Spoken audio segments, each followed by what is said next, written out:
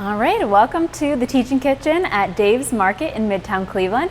My name is Juliana Blischak and I'm a registered dietitian with Sodexo at University Hospitals. And I'm Anthony Verona. I'm the culinary director with UH with Sodexo. All right, so Chinese American food is a fan favorite and it's a lot of people's go-to for takeout. But what about making it at home? Maybe you're trying to be conscious of your sugar, fat, sodium intake. Making your restaurant favorite at home can be really fun and it puts you in control so you can make it your way. Chef Tony, what's on the menu? So we're doing a swap today. I don't know if you guys have been down to our cafeterias, but we serve a lot of General Tso's chicken.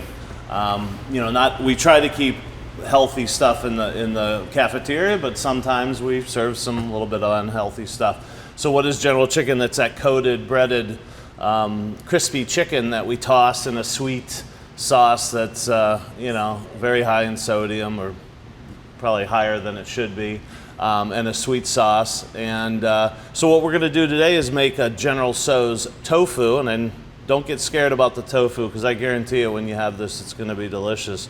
But we're going to do something similar, but we're going to add some cool swaps to it. So I think you're really going to enjoy it. Some fresh vegetables that we're going to roast, which is non-typical for Asian cuisine. So you want to get started? Yeah. First, go ahead. Go ahead. No. No, you're up. You're up. I was just going to say, like you said, don't be scared off by tofu. If you prefer chicken, no problem. Yeah. But tofu is nutrient rich. It's a complete protein, so it has all 9 essential amino acids that our body can't make and needs to get from food. And most tofu that's made these days is also a source of calcium. So if you're not a big fan of dairy products, tofu might be something to consider including in your diet. And you can buy it at the store in different firmness levels. I prefer the firmer kind personally. It's basically a blank slate for flavor. Yeah, so let's get started. First of all, I want to show you the tofu that we're using today. And as Juliana said, it's the firm tofu. This tofu is actually made in Cleveland, and the name of it is Cleveland tofu. So this is what we primarily use in all of our kitchens. And the other thing I just noticed, non-GMO from Ohio seed. So really local, awesome tofu, handmade. As you can see, it's not perfect here. But it's really good, and as Juliana said, it's a blank slate. So we're going to marinate this today, and I did some already, and you can see how I cut it here. But we're going to make some for you here today. So I got my pan here that we're going to marinate in, and as I go along, I'm going to show you the steps and techniques that I use to get just to get a really good product. Now you could use chicken for this. Right? You could use the exact same method. I think that just when you follow the recipe, we just got to make sure that the chicken's cooked all the way through, so you might have to throw it in the oven or something like that. This actually is just all done in our pan over here. So I got my pan heating up, but we're not ready there quite yet. Let me just turn it down a little bit more. It's always good to have I keep it on really, really low, so it's kind of ready for me to start sauteing. So here's my tofu right here. Again, very firm. I'm going to cut this up in little chunks. The recipe kind of says planks. I prefer that over like big cubes because I think that you're going to get a lot more surface area on the tofu than if you had a big cube like a piece of chicken. So what I do is just cut it into about half-inch pieces, and then maybe cut it in thirds. Obviously, depending on the size of your tofu that you're getting, but again, this is readily available, this Cleveland tofu, in all the supermarkets. So let me cut this other one up, and you can see it's a little raggedy. It's not perfect, no big deal. We'll cut that in thirds, and then what I want to do is kind of separate this up, and then we're going to put a marinade on this, and a real easy marinade. The other thing I want to say is we're using tamari today. So if you don't know what tamari is, it's basically soy sauce that is made without wheat gluten. So this is not only going to be vegan, but gluten-free as well. So good for some people who are gluten-free. Okay? Just double check on the label that it's truly gluten-free and it wasn't made in a facility with gluten, that kind of thing. Yeah. So but tamari typically is gluten-free. So here's my tamari. Looks just like soy sauce. If you're a soy sauce connoisseur, you might be able to tell the difference, but not really. So I'm going to add about a quarter cup here, which is just about that, and then a tad bit of sesame oil. I think it was 1 teaspoon of sesame oil. That's it. Now you can let this sit. I'll turn it every once in a while, but you can see I just want to get it all coated. And tofu's like a sponge, you know, it just soaks up all that flavor. And it doesn't have a ton of flavor on its own, but this is a great vehicle to get any type of marinade on there. So I'm going to just coat it here real quick, and then every once in a while I'll go in there and flip it over and make sure every side is coated. Now you could leave this, I would say at least leave it up to 4 hours, but you could leave it overnight. The other thing that's kind of cool is if you take another pan the exact same size and put it on top and then put some weight on top of it, it's what we call pressed tofu. It actually will make it a little bit more denser, but firm tofu is pretty good. So you can press it overnight, and that actually will, it seems like it'll spread out the marinade, but it actually absorbs the marinade even more. This one I didn't, and as you can see, there's a difference. This is just fresh, and this was sat about 4 hours. But you can see that the tofu itself has absorbed and changed from white to kind of brown from the soy or the tamari. All right, next, let me just take a look at my recipe. So we did that. I want to say I had some brown rice going over here, just plain brown rice. I'm going to cover that. I turned it off. That's ready to go. Didn't want to cook that in front of you guys, but that's pretty simple. You know, rice is typically 2 to 1. So 1 cup of rice, 2 cups of water, 2 cups of rice, 4 cups of water. Pretty simple. Bring the water up to a boil, pour the rice in, stir it, turn it down to a simmer, cover it, let it go for about 20 minutes. Yeah. Using brown rice instead of white rice adds some B vitamins, it adds minerals and fiber, and brown rice also has insoluble fiber, which is the kind that keeps us regular and prevents constipation. That's actually found in the broccoli that we're using as well. So I got my vegetables here, real simple vegetables you can find anywhere. By the way, we're down here, I think you mentioned it, we're down here at Dave's Market in Midtown, and I bought these vegetables today. So I want to show you how to prep these. I'm a big fan of not wasting a lot of product, and I'm going to show you how to utilize the stems, which is really cool, and then my red pepper. So let me cut up the red pepper first. You can see I washed it. I used the other half for the stuff I already have cooked, but I just want to cut this in thirds. And again, depending on your red pepper, it could be bigger, it could be smaller, but I want these in about 1-inch chunks, and I'm just putting a little diamond cut on it. No big deal, however you want to cut it. No chefiness here. And this is kind of odd. You know, we're going to roast this just to give it a little extra flavor, and I have some cooked off here on the side, but typically it would just be stir-fried in a lot of oil, so then you get a lot of extra fat that you don't need. We're going to add just probably a teaspoon of oil in here just to coat it when we roast it, but if you were going to stir-fry it, you'd probably need a lot of oil to get that brown color that we have over here. So let me cut this broccoli. Again, it's washed. I'm just taking some of these leaves off here. You don't want to eat those. And then I cut kind of high so I can get some broccoli florets. I'll pull these off, the ones that just fall off. I want these all pretty much the same. And I just pull these off like this, right? And once I get down to here, this is still nice and tender. We'll utilize that. And then we'll just break these up. Again, when you're roasting, you want all your vegetables kind of the same size so they cook similar times, right? You don't want something real big and real small. Again, this is tender, so we'll just break this up. All right, here's our stems. I don't know about you, maybe a lot of people might throw that away. The very bottom ends are really, really woody, so we're gonna pitch those or compost those. Now we have these stems, and you can look in the middle. That's tender, that's real tender. So what I'm gonna do is just stand this on end and take a paring knife. You could use a peeler, but this is what I have, and I'm just gonna trim this off as close as I can, but kind of get that woody, fibrous part of the stalk off. And again, you would typically not use this, so if you end up digging and going a little deeper, not a big deal. But right, all that's very edible and delicious. I think they even make a broccoli slaw that's in the supermarket that's all stems.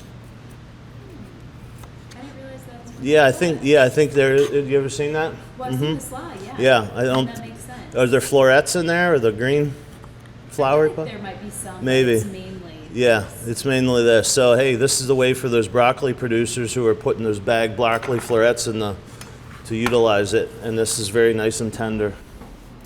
All right, so again, we just want to cut this up about the same size.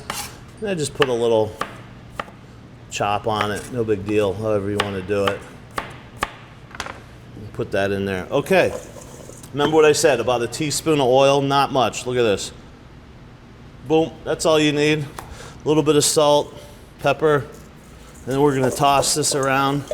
Then we're going to roast this in about a 375-degree oven.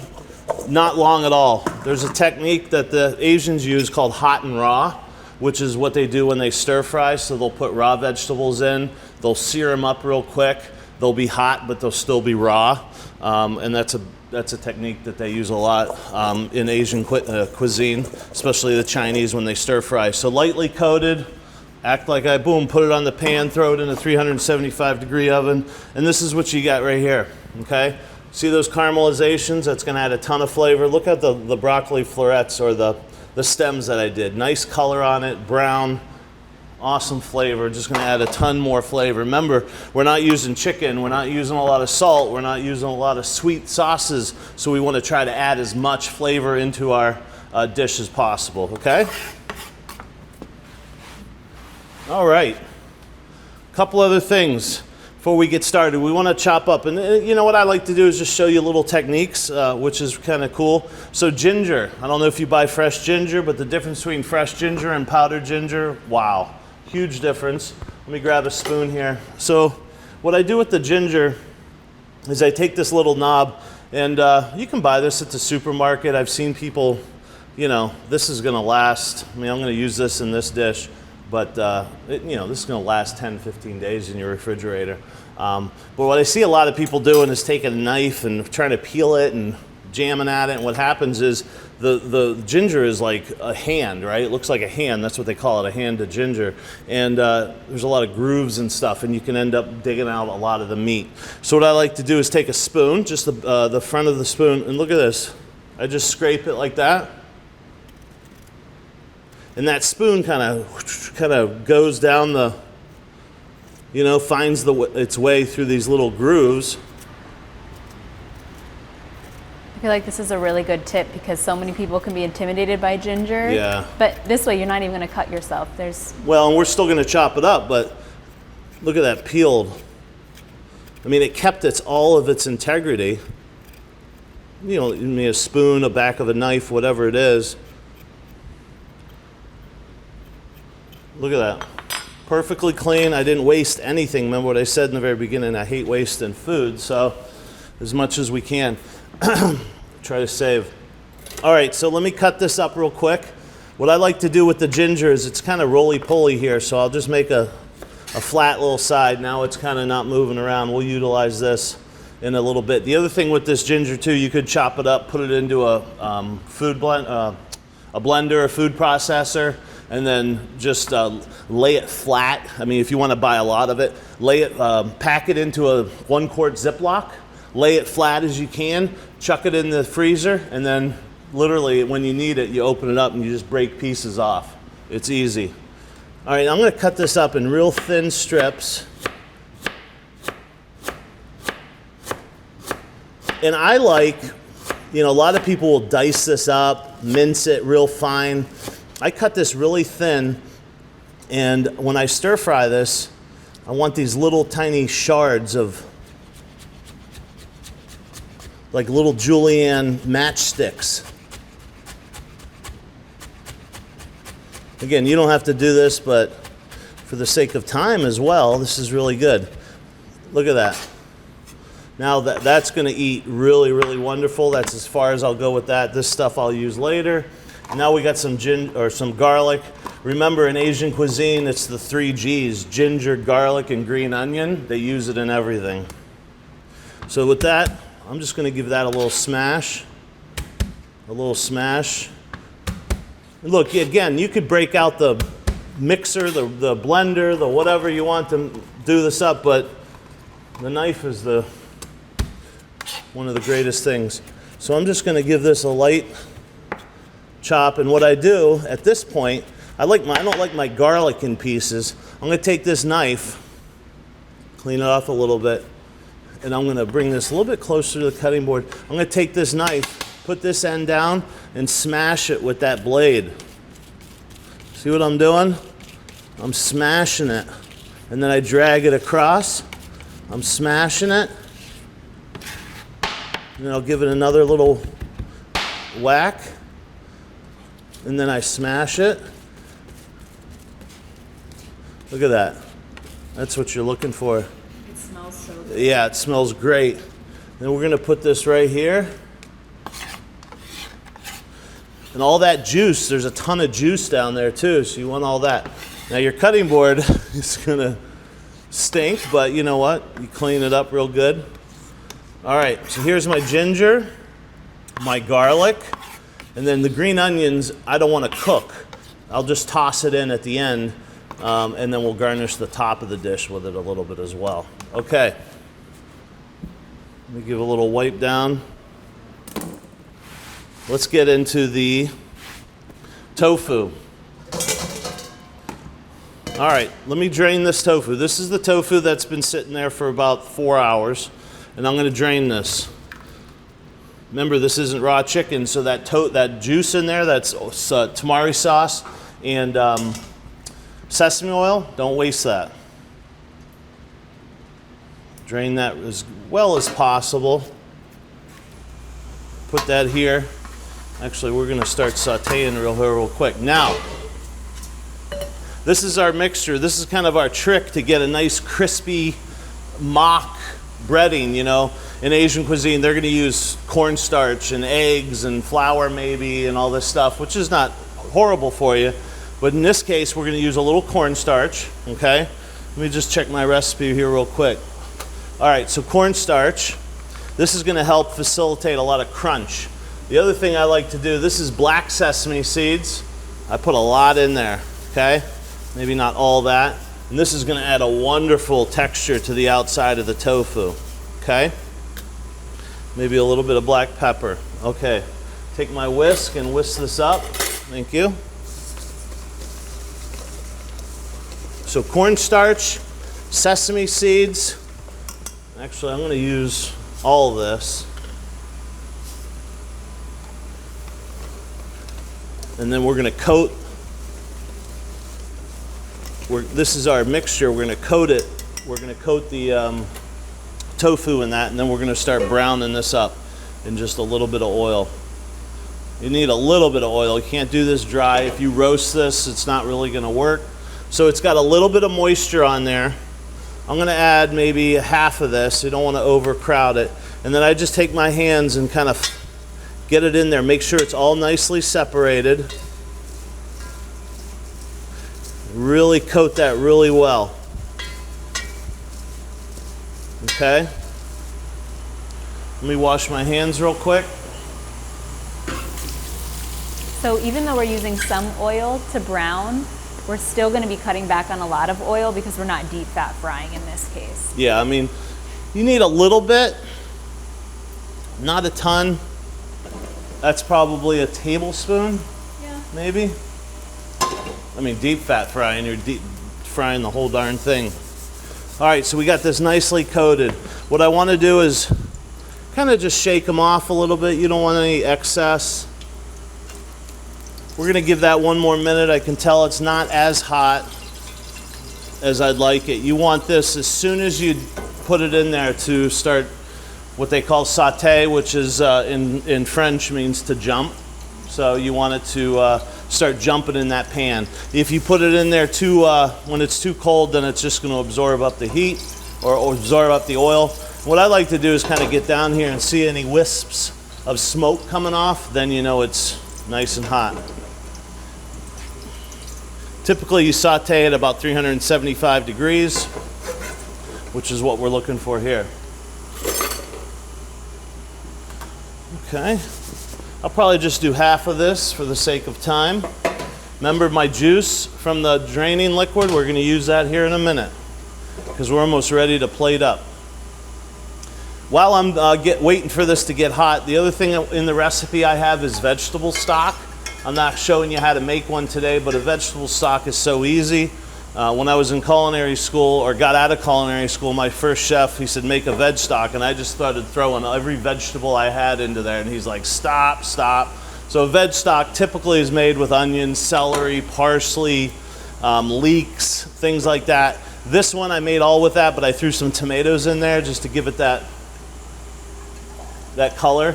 And you know, it's not going to be like chicken stock or beef stock, but it adds a lot of flavor. Okay, so this looks ready to me. Again, you know, food is love, so you got to take your time with this stuff. So I want to get off pretty much all that excess. Looks like I got a nice crust of sesame seeds on there. Be careful when you're dropping this in. I've done this a few times, so you always want to drop the product away from you, so if it splatters away from you. And we're going to get a nice crust on this, and this is going to act like the General Tso's chicken you get up there at main campus or one of our locations, but with tofu. Now sesame seeds will tend to have a little bit of, you know, get a little brown quickly, so watch it. Do these in small batches. Don't overcrowd the pan, that's a key. If you overcrowd the pan, you're going to bring down the temperature. So if I did all that and tossed it in there, I'd probably bring down the temperature too much, and then obviously the oil gets reduces in temperature, and then it starts to get greasy. So let's take a look. Okay, a little bit longer. All right, as that's cooking up, let's make the sauce, okay? So the sauce is a 1/4 cup of tamari. I got a little bit in there, so I'm gonna add a little bit of tamari more in there. I got about a little teaspoon of sesame oil. Here's my veg stock. Now this, we're gonna add cornstarch to this to thicken the sauce. So here's my veg stock.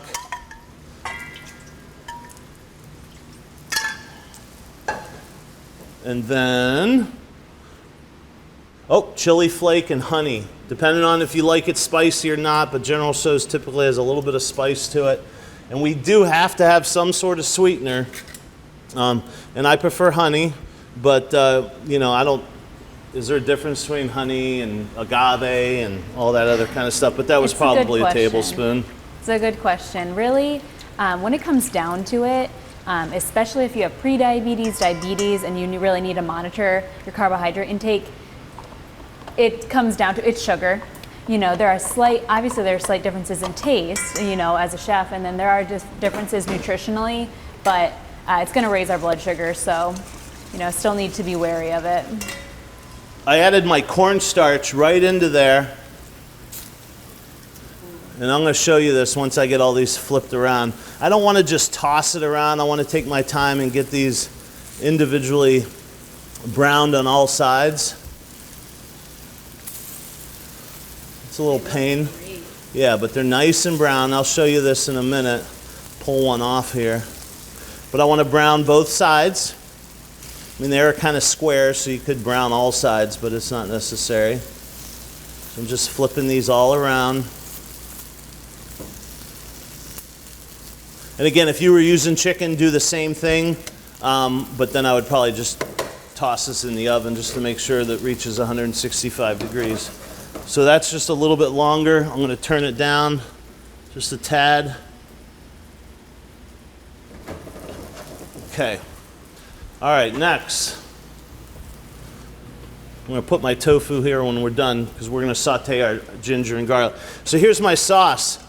Tamari, sesame oil, a little chili flake, a little bit of honey, and then I added my cornstarch to that. So when I add this to my stir fry, it's gonna thicken up because you want kind of a thicker, not thick, but you know, you just don't want liquid in there. All right. All right. This looks done. I'm gonna push this aside and we're gonna toss this all in there in a minute. So I'm gonna wipe this out real quick. Give me 1 second because there are some sesame seeds in there. All right, just a tad bit more oil because we're going to saute our ginger. That was very little, less than a teaspoon. Here's our ginger and garlic. And we're about ready to eat here. So I want to saute this till I really smell some fragrance going on. And people here at the kitchen, I'm sure you're going to smell this soon. Don't burn it. You're not looking for any color on this. You just want it to be fragrant. You guys smell that? Yeah, right? All right, we're ready to roll here. Now, I probably made enough for six people, so we're going to do this in a family-style platter. All right, now the recipe states add in your vegetables, your tofu, and this is where kind of the stir-fry action's coming in. All right, we're going to let that sit there for 1 second. We're going to cut some green onion because I like to put a little bit inside and then I put some on top. A little bit of the green part, a little bit of the white part. And then for the top, we're just going to make it look a little nicer. We're going to get a deep little deep bias cut. Just to give it a little bit more look to it. So that'll be for garnish. Let's add this in right now. And there's our 3 G's. Ginger, garlic, green onion. And here comes our sauce. Just a quick stir.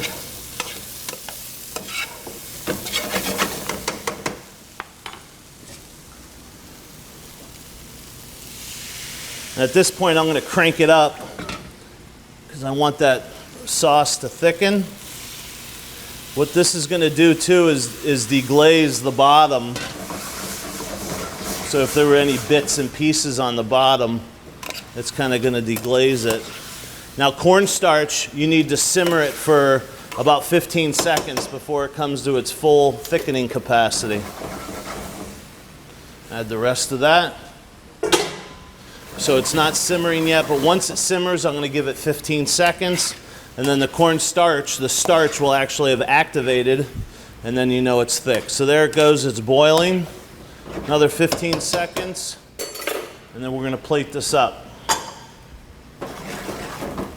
That's done. All right. Let's give this a little nice presentation. Do this anyway, but this would be great. This is actually a great summer dish for you, but it would be great in the winter as well. And this is a kind of dish where if it's not piping hot, it's not that big a deal. Again, I'm serving this for about 5 to 6 people.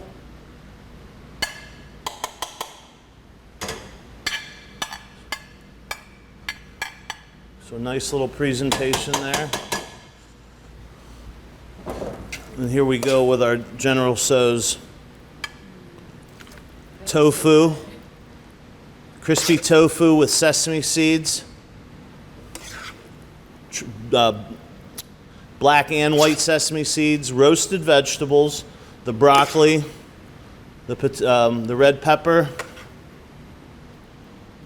You can see I'm not covering all the rice, you know. We want to kind of this to be a presentation thing. So I hope that you learn, you know, this isn't just a cooking healthy thing, but this is also, I showed you some knife skills, some different cool techniques. And then I showed you a little presentation technique. Yeah, to me that looks like something you'd find in a restaurant. And we're going to go a little green onion, not too much. And there we go. That's brown rice with a crispy tofu General Tso's and roasted broccoli and red pepper. Yeah, awesome. So hopefully, you know, the takeaway here is that when you make things at home, you get to be in control. You get to choose exactly what goes in there. So, you know, just some considerations when you're buying your ingredients. The tamari sauce, it does come in a low sodium version. If you're not as fancy as Chef Tony and you want to buy your your broth or your stock, Yeah. that also comes in a lower course. sodium version. But yeah, overall, we hope you try it, and we hope you enjoy. Thanks for joining us. Take care.